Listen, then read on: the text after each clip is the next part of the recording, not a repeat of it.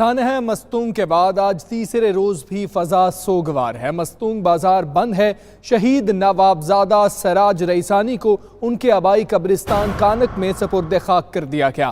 مستونگ اور سراوان ہاؤس کوئٹہ میں تعزیت اور فاتح خوانی کا سلسلہ جاری ہے۔ دھماکے میں زخمی افراد مختلف ہسپتالوں میں زیر علاج ہیں۔ اس وقت بات کریں گے فضل طواب سے جو سراوان ہاؤس میں موجود ہیں۔ جی فضل طواب، بتائیے گا کہ کیسی فضا آپ آج دیکھ رہے ہیں؟ تیسرا روز ہے، تعزیت اور فاتح خوانی کا سلسلہ جاری ہے۔ کون سی اہم شخصیات آئی ہیں؟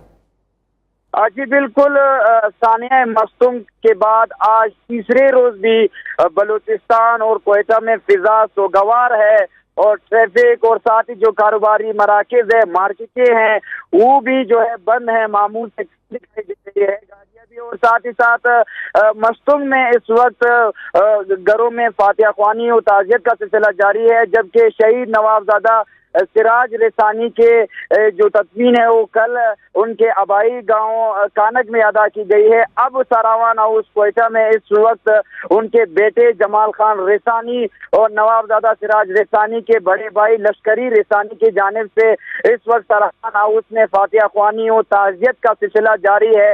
اب تک پشتونخوا ملی عوامی پارٹی کے سربراہ محمود خان اچکزئی جو ہے وہ سراوان ہاؤس پہنچے اور انہوں نے لشکری ریسانی اور نوابزادہ سراج ریسانی کے بیٹے سے فاتح خوانی کی اور تعزیت کی، اور ساتھ ہی ساتھ اس وقت بھی بڑی تعداد میں جو ہمارے بلوچستان کے قبائلی شخصیات ہیں، اہم سیاسی شخصیات ہیں، ان کا سراوان ہاؤس میں آمد کا سلسلہ شروع ہے۔ اور ساتھ ہی ساتھ یہ بتایا جا رہا ہے کہ نگران وزیر اعظم بھی کچھ دیر میں کوئٹہ پہنچیں گے اور سراوان ہاؤس آئیں گے، فاتح خوانی کریں گے، تعزیت کریں گے، اور اس وقت نگران وزیر اعظم کے لیے جو سیکیورٹی ہے وہ بھی سراوان ہاؤس پہنچ چکی ہے اور یہاں پہ سیکیورٹی کی بھی انتہائی سخت انتظامات کیے گئے ہیں۔ یہاں پہ یہ بھی میں بتاتا چلوں کہ پاکستان تحریک انصاف کے چیئرمین عمران خان بھی آج 2 روزہ دورے پر کوئٹہ پہنچ رہے ہیں۔ پہلے وہ کوئٹہ پہنچتے ہی وہ سراوان ہاؤس آئیں گے اور یہاں پر فاتح خوانی اور تعزیت کریں گے۔ نگران وزیر اعظم بھی سراوان ہاؤس آئیں گے اور امید کی جا رہی ہے کہ چیئرمین تحریک انصاف عمران خان بھی سراوان ہاؤس آئیں گے۔ فضل طواب، آپ کا بہت شکریہ آگاہ کرنے کے لیے۔